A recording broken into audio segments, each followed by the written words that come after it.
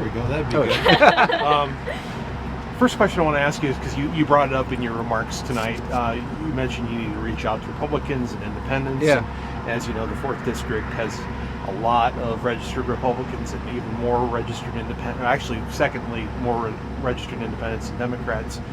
How are you going to reach out to them, those folks that may be, skeptical of President Trump and Congressman King, but yet concerned about the direction of the Democratic Party, right, especially at the top of the ticket?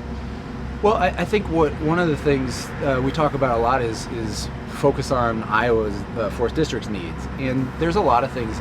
I mean, you look at when it comes to agriculture, in us being the second most agriculture producing district in America, there's a lot of things I agree with Senator Grassley on. He talks all the time about antitrust and enforcing our antitrust laws, and that's one of my biggest issues. And there's a lot of commonality. My neighbor caucus for Trump and is a very strong conservative, and we realize we actually agree more on stuff than we don't agree. And so a lot of national narrative is we can't find commonality. And listen, I don't expect Republicans to believe not believe, that's not the right, but like we don't agree upon everything. Right. But at the end of the day, there's so much more that we can agree on than we can. Okay.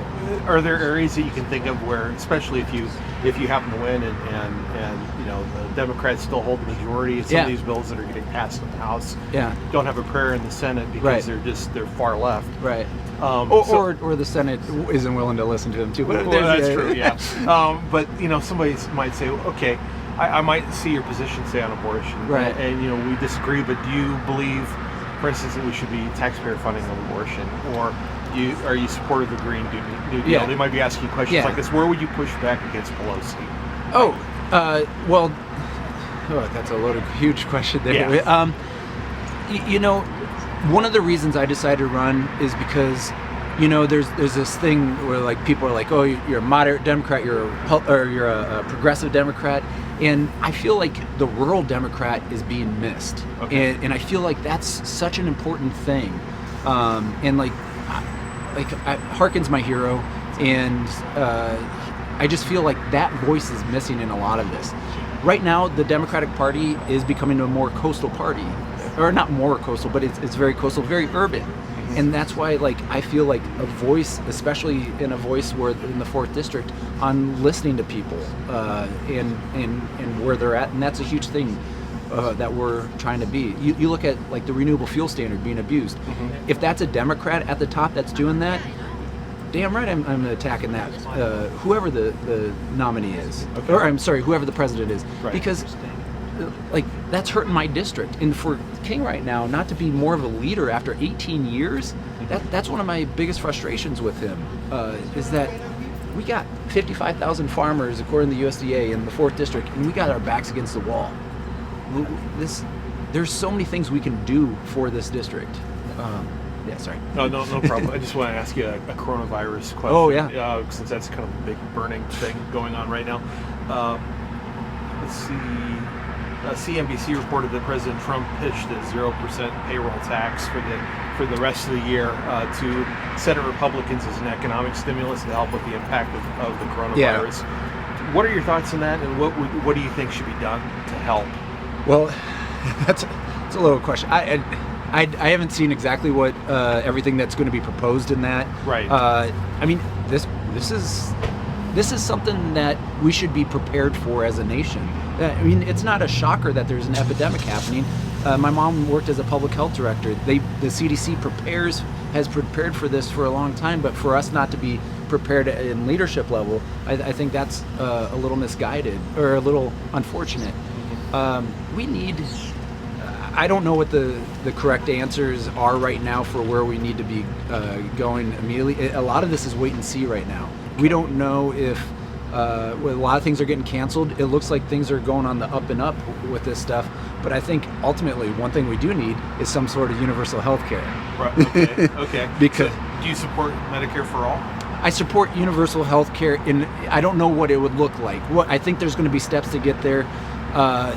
What we're seeing in these rural communities, or even worse in a lot of people who are hourly workers who don't have health care or underinsured, they're going to have to continue to show up at work because they don't have the money, and then that's going to spread diseases more and more, and that's throughout, like whether it's a waitress, whether it's a construction job, or there's so many jobs that you look at, like nurses, and so many of these people are in important roles of spreading this disease, and yet they feel obligated to go to work because we've had stagnant wages. And so, like, I just feel if we had universal health care, that is my goal.